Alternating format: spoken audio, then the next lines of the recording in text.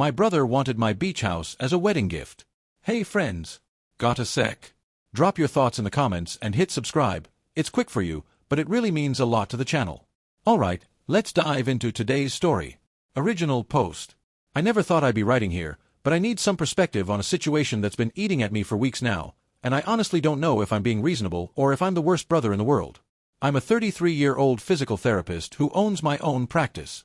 It took me 8 years to build it up from nothing, starting with house calls and gradually expanding to a full clinic with 3 other therapists working under me. 2 years ago, I finally achieved my biggest dream. I bought a beach condo. It's nothing luxurious, a modest 2-bedroom place with an ocean view that I saved for since graduating from PT school. Every morning, I wake up to the sound of waves, make my coffee, and stand on my small deck watching the sunrise before heading to work. Those 15 minutes of peace remind me why I worked those grueling 60-hour weeks for years, why I lived on ramen and peanut butter sandwiches through my 20s, why I drove a 15-year-old car until last year when it finally died on me. My younger brother is 29 and works as a personal trainer at a high-end gym downtown. He just got engaged to his girlfriend of 3 years, and I'm genuinely happy for them. She's wonderful, a kindergarten teacher who clearly adores him, and they make a great couple. I was actually honored when he asked me to be his best man. The problem started last month when we were having a family barbecue at my parents' house to celebrate their engagement. After dinner, while everyone was chatting in the living room, my brother pulled me aside with this huge smile on his face. "I need to talk to you about something important," he said, leading me out to the backyard. "We've been struggling with the wedding planning, specifically the venue situation, and I think I've found the perfect solution." I was confused because just the week before, his fiancée had been excitedly telling everyone about several beautiful venues they were considering: a botanical garden, a historic hotel, a vineyard about an hour away. But I figured maybe they'd found something even better. "Your condo," he said, grinning. "It's perfect. Right on the beach, that amazing deck, the way the sun sets over the water in the evening. We could have the ceremony on the beach and the reception on your deck. It would be intimate, meaningful, and so much better than some impersonal venue because it's family." I started nodding, already thinking about the logistics. "That's a great idea for the bachelor party," I said. "Or maybe even the rehearsal dinner. Though the condo association has pretty strict rules about noise and gatherings. I think the max is like 30 people, and even then we'd need special permission." No, he interrupted, laughing. "You're not understanding me. I mean, we want you to gift it to us. The condo. As our wedding present." I literally laughed out loud, certain he was joking. The laugh died in my throat when I saw his expression hadn't changed. He was completely serious. "Wait, what?" I managed to say. "You want me to give you my condo? The one I just bought 2 years ago? That I'm still paying mortgage on?" His face shifted to this expression I'd seen before, part hurt, part disappointed, like I'd already let him down. "Hear me out," he said. "You're the successful older brother. You've always been the one with the steady career, the smart investments, the business sense. This is my chance to start my marriage right, to have something solid. Successful older siblings should help younger ones celebrate their milestones. It's what family does. It's what love looks like in action." I stood there, speechless, as he continued building his case. "You're single. You barely use the beach anyway because you work so much. Half the time you're at the clinic until 8 or 9 at night. Meanwhile, we're starting a family. We want kids soon. Can you imagine growing up with the beach as your backyard? And honestly, the mortgage on that place is probably less than what we're paying in rent for our apartment. You could easily move back to something smaller. You lived in that studio apartment for 3 years and were fine." "That studio apartment had mold, broken heating, and a neighbor who played drums until 3 a.m., I said, my voice sharper than intended. "I was not fine. I was surviving until I could afford better." "But now you can afford whatever you want," he countered. "Your practice is successful. You have investment properties. You're set. I'm just asking for this one thing, this one chance to start my marriage on solid ground. You don't understand what it's like to feel like you're constantly behind, constantly struggling to catch up." That's when something in me snapped a little. "I don't understand struggling. Do you remember when I was in PT school? Working 3 jobs? Studying until 4 a.m., then getting up at 6 for clinical rotations? You were in high school, playing Xbox and complaining about having to do homework. I was 23 and hadn't been to a movie in 2 years because I couldn't afford it." "That was your choice," he said, his tone getting defensive. "You chose the hard path. Some of us want to actually enjoy our 20s. And there it was, The fundamental disconnect between us. I had indeed chosen the hard path, but he seemed to think that meant the rewards should be communal while the struggles had been solely mine. Before I could respond, our mother appeared in the doorway. "Everything okay out here?" she asked, clearly picking up on the tension. My brother immediately turned to her. "I was just telling him about our wedding venue idea. Using his condo." My mother's face lit up. "Oh, that would be beautiful. So meaningful to have it at family property." "He wants me to give him the condo, Mom. As in, transfer the deed. Not host the wedding there. Give it to him permanently," I clarified. The silence that followed was deafening. Then my mother's expression shifted to something I'd seen 1,000 times before. The look she got when she was about to make peace, which always meant asking me to give in. "Well," she said slowly, "that's quite a wedding gift request." She paused, and I could see her calculating. "But you know, your brother has had a harder time finding his footing. You've always been so responsible, so capable. You graduated early, started your business young. Everything has come easier to you." "Easier?" I couldn't help the incredulous laugh. "Nothing came easy. I worked for everything." "You know what I mean," she interrupted. "You're naturally disciplined. That's a gift. Your brother is more free-spirited. He needs more support." My father joined us then, and the whole story was repeated. His response was even worse. "Family helps family," he said simply. "When your grandfather came to this country, his brother gave him a place to live for 2 years. Without that, our family wouldn't be here. Sometimes the successful one has to lift up the others. That's how generational wealth is built." "Generational wealth isn't built by giving away assets you just acquired and are still paying for," I said, trying to keep my voice level. "It's built by everyone working hard and contributing." "Not everyone has your gifts, son," my father said. "Your brother has different strengths. He makes people happy. He brings joy. That has value too." I wanted to scream that making people happy doesn't pay mortgages, but I bit my tongue. The conversation continued for another hour, with my parents suggesting various compromises that all essentially boiled down to me giving my brother my most prized possession because he wanted it and I could theoretically afford to replace it. The worst part came when my brother's fiancée joined us. She looked uncomfortable but didn't say anything to shut down the idea. She just kept saying things like, "Whatever you think is best," and "Family is so important." I couldn't tell if she was genuinely okay with this insane request or just going along with it to avoid conflict. Update 1, 3 weeks later. The situation has escalated beyond what I could have imagined. After that disastrous barbecue, my brother apparently took my silence as consideration. He started telling extended family that I was thinking about it, which led to a parade of aunts, uncles, and cousins reaching out to tell me what a beautiful gesture it would be. My Aunt Maria called me last week. "You know, when you have your own wedding someday, you'll understand the importance of family support. You can always buy another beach house then. Let your brother have his moment now." The implication that I was somehow being selfish by not giving away my home was wearing me down. I started doubting myself. Was I being unreasonable? Was this really what families did for each other? Then something unexpected happened that completely shifted my perspective. I was treating one of my regular patients, a 74-year-old retired family counselor who'd been coming to me for 6 months after hip replacement surgery. We'd developed a good rapport over the months. She was sharp, funny, and had incredible stories from her 40-year career. That day, I was distracted, going through the motions of her therapy routine without my usual focus. "You're not here today," she observed during her hip flexor stretches. "Your body is, but your mind is somewhere else entirely." I apologized and tried to refocus, but she persisted. "I spent 4 decades reading body language and emotional cues. Your shoulders are telling a story of their own. They're carrying more than just muscle tension, they're carrying conflict." Maybe it was her grandmotherly demeanor or the fact that she was completely outside my family circle, but I found myself opening up. As she moved through her exercises, I gave her a brief overview of the situation. Her expression grew increasingly thoughtful as I spoke. "Would you mind if we extended today's session?" she asked. "I'll pay for the extra time, of course. But I think you need to hear something, and I need to share it." Over the next hour, she completely reframed my entire family dynamic in ways I'd never considered. "In my practice, I saw this pattern repeatedly," she began.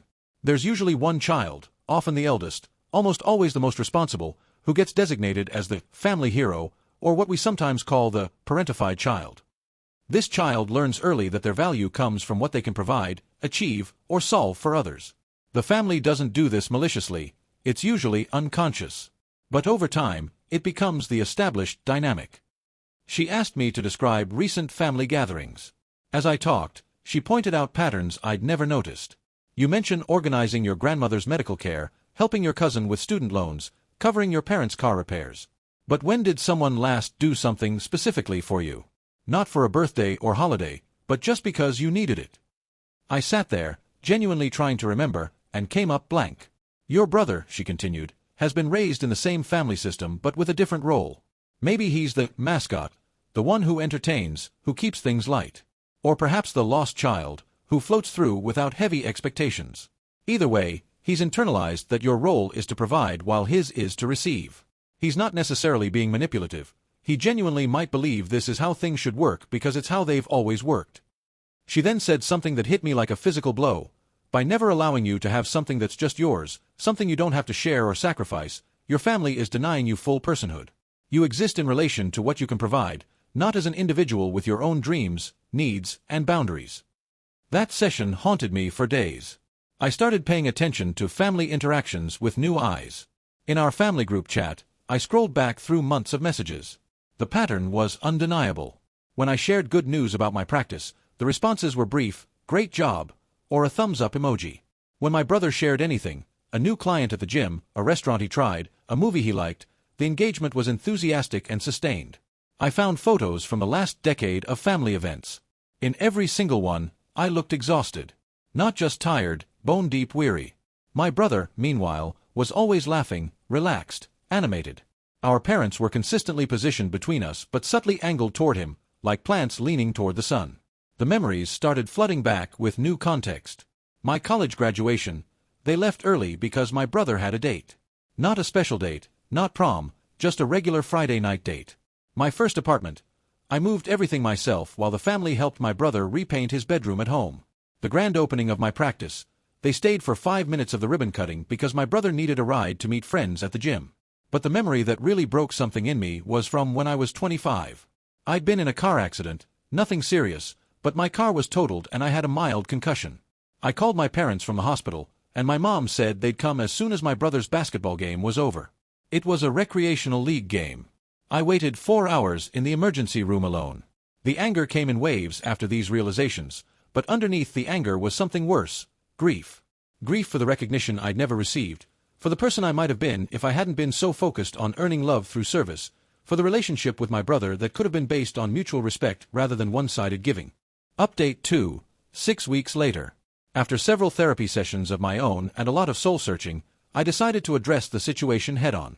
I invited my brother and his fiancée to lunch at a nice restaurant downtown, neutral territory where we could talk without family interference. I'd rehearsed what I wanted to say dozens of times. I wanted to be clear but not cruel, firm but not harsh. When we sat down, I noticed his fiancée seemed nervous, like she knew this was about the condo. "I've given a lot of thought to your wedding and your request," I began, keeping my voice steady.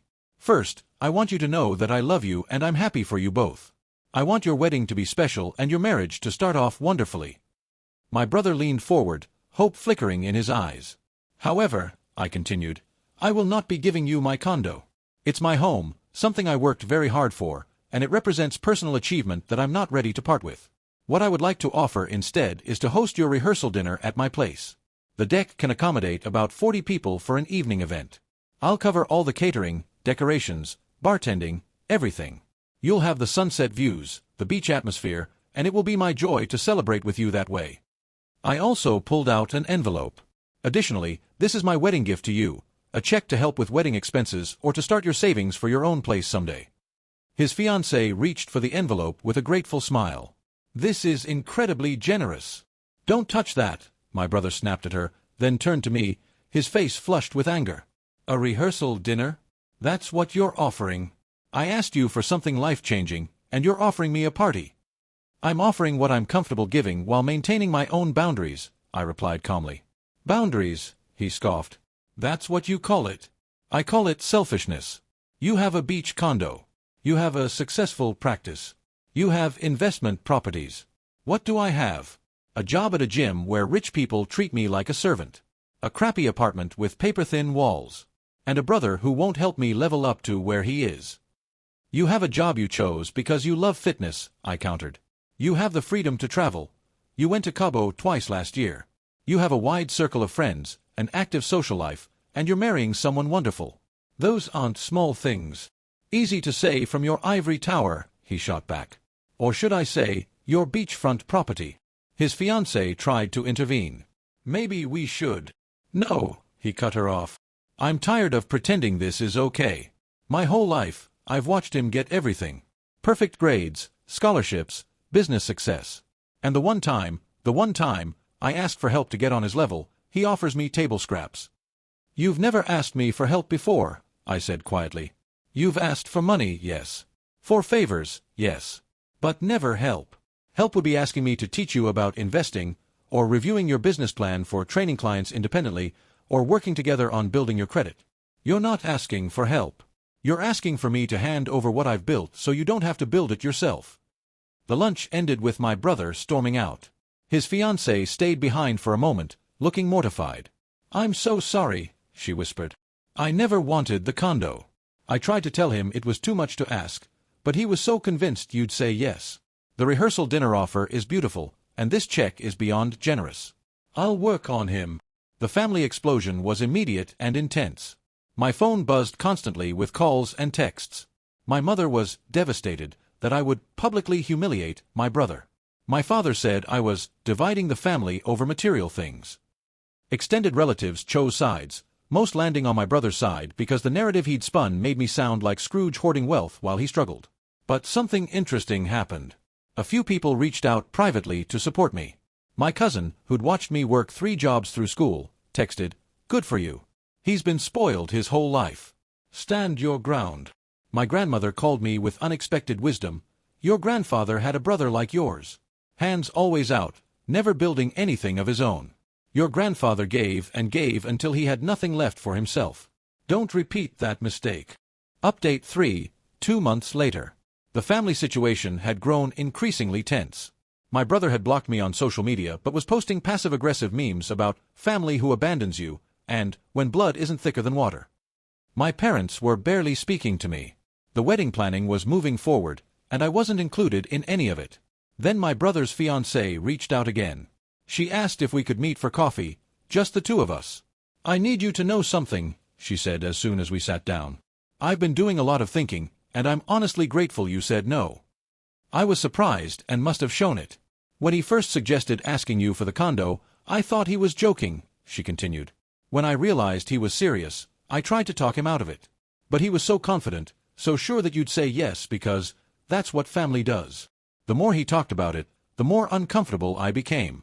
It felt like he was planning our future based on taking from others rather than building something ourselves. She told me they'd been in couples counseling to prepare for marriage, and she'd brought up the situation.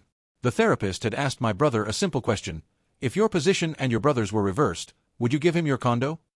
His answer was telling. He'd fumbled, made excuses, and finally said that was different because he would need it more. The therapist pointed out the double standard, she said. It led to some difficult conversations about entitlement, family dynamics, and what kind of marriage we want to build. Your brother is starting to see things differently, but his pride is wounded. He built this up in his mind as something he deserved, and having to adjust that worldview is painful. She also revealed something that shocked me. He'd already told his friends at the gym that we were getting a beach condo. He'd described your place in detail as if it was already ours. Now he's embarrassed because he has to walk that back. We talked for another hour. She told me they'd found a beautiful public beach venue that offered wedding packages at reasonable prices. The ceremony would be at sunset, with a reception at a nearby restaurant. It was actually going to be lovely and within their budget. "Would you still be willing to host the rehearsal dinner?" she asked hesitantly. "I understand if the offer is off the table given everything that's happened." I told her the offer stood. Despite everything, I wanted to contribute to their happiness in a way that didn't compromise my own well-being. A week later, my brother called me for the first time since the restaurant incident. His voice was stiff, formal. "Sarah says you're still willing to host the rehearsal dinner." "I am." There was a long pause. "Okay. Thank you."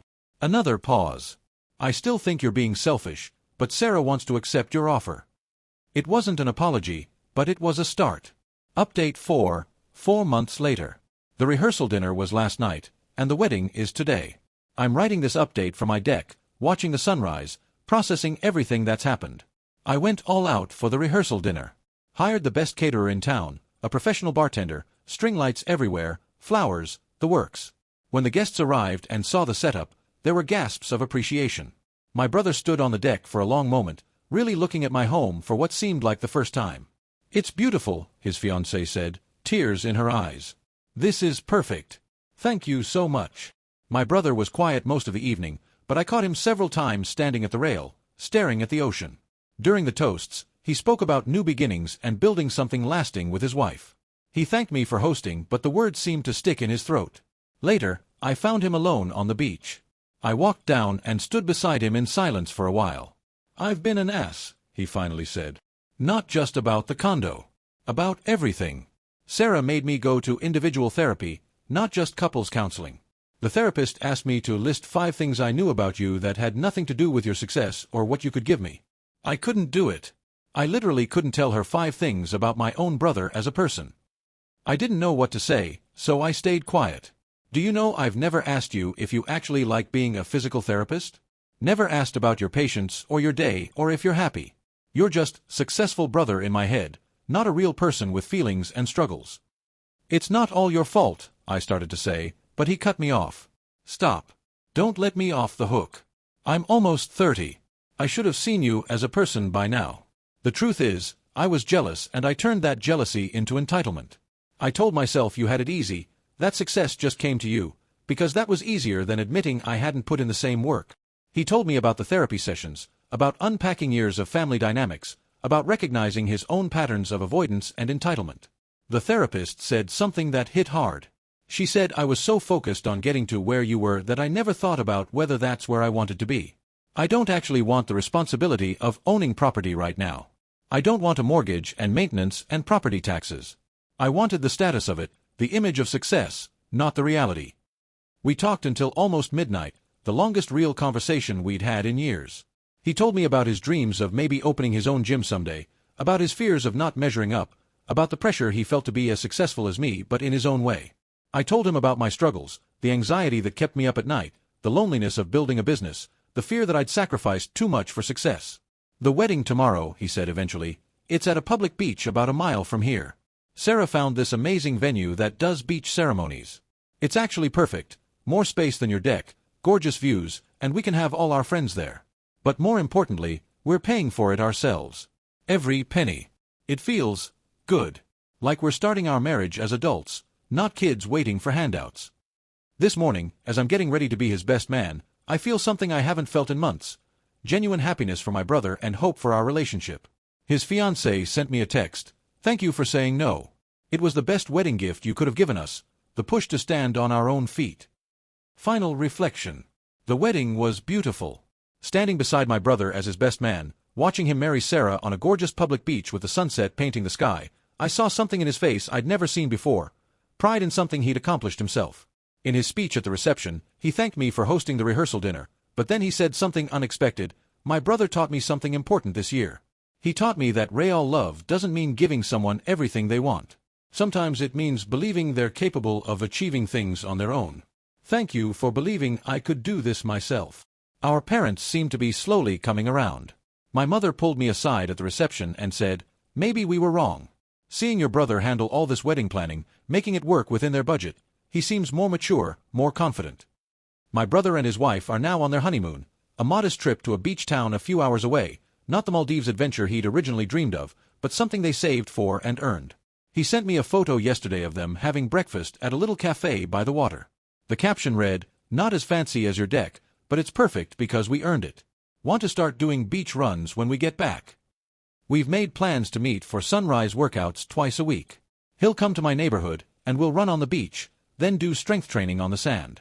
It's a small thing, but it represents something huge, a relationship built on mutual respect rather than one-sided giving. My patient, the retired counselor who started this journey of self-discovery, had her last session with me yesterday. "You look different," she said. "Lighter. Like you've put down a weight you didn't know you were carrying." She was right. The weight of being the family provider, the eternal giver, the one who never needs help. I'd carried it so long I'd forgotten what it felt like to stand up straight. Now I know. My condo is still mine.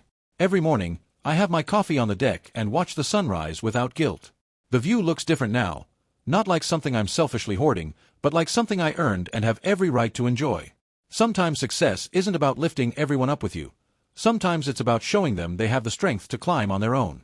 My brother and I are rebuilding our relationship from the ground up.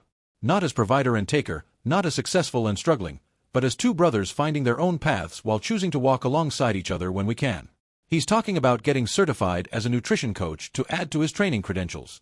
I'm genuinely excited to see where he takes his career when he's building it for himself rather than waiting for someone else to hand him success. The family dynamics are slowly shifting too. Last week, my parents asked my brother to help with some yard work, and he did it without expecting payment. It was a small thing, but it represented a change in the pattern. He's starting to contribute rather than just receive. As for his wife, Sarah, she's become like a real sister to me. She sends me funny memes about boundary setting, and recently said, "You saved our marriage before it even started by forcing us to be adults. Thank you for that." The rehearsal dinner became a talking point among our extended family. Many said it was one of the most beautiful events they'd attended. Several aunts who'd criticized me for not giving away my condo admitted that the dinner was more than generous, and that perhaps they judged too harshly. My brother even admitted that having just the rehearsal dinner there made it more special than if the whole wedding had been at my place. I've continued therapy, working through years of ingrained patterns. It's not easy to undo decades of conditioning that told me my value came from what I could provide. But I'm learning that I have value just as myself, not as a provider, not as a safety net, but as a person with my own dreams, needs, and boundaries. The most surprising development came last week. My brother called me excited about something. "I've been thinking," he said, "about what you said about building credit and investing. Would you be willing to teach me? Not give me money, but actually teach me how you learned all this stuff. I want to understand it." We're meeting this weekend for what he's calling financial literacy brunch at my place. He's bringing his laptop and a notebook. It's the first time he's ever asked to learn rather than just receive. Looking back, this whole situation was never really about a beach condo. It was about breaking generational patterns of enabling, about establishing personhood within a family system that had assigned rigid roles, about learning that love and boundaries aren't opposites but partners in healthy relationships. My brother recently told me something that perfectly encapsulated his growth. "I used to think your condo was the prize. Now I realize the prize is knowing I can earn my own someday. You didn't take something from me by saying no, you gave me the chance to respect myself." The sunrise looks different now from my deck. It's not just my private view anymore. It's a reminder that each day brings new possibilities for growth, for change, for building something real. My brother and I watch it together twice a week now, feet in the sand, preparing for our run. We don't talk much during these moments, but the silence is comfortable, built on mutual respect rather than resentment. Yesterday, he pointed to a smaller condo building down the beach. "There's a unit for sale there. Sarah and I are going to look at it this weekend. We're not ready to buy yet, probably 2 years away, but we want to start planning, setting goals." "That's a great building," I told him. "If you want, I can connect you with my realtor when you're ready. She's excellent at finding first-time buyer programs." "I'd like that," he said. Then, after a pause, "but only when we've saved the down payment ourselves." That's the brother I always hoped was in there. Proud, capable, independent. It just took saying no to finally meet him. The condo remains mine, the boundaries remain firm, but the family relationships are stronger than they've ever been. Sometimes the best gift you can give someone is the knowledge that they don't need gifts. They have everything they need within themselves to build their own dreams. The beach is big enough for all of us. We just needed to learn that we each deserve our own piece of it, earned through our own efforts, enjoyed without guilt or obligation. My brother is learning to build his own sandcastle instead of taking mine. And surprisingly, that's brought us closer than any gift ever could.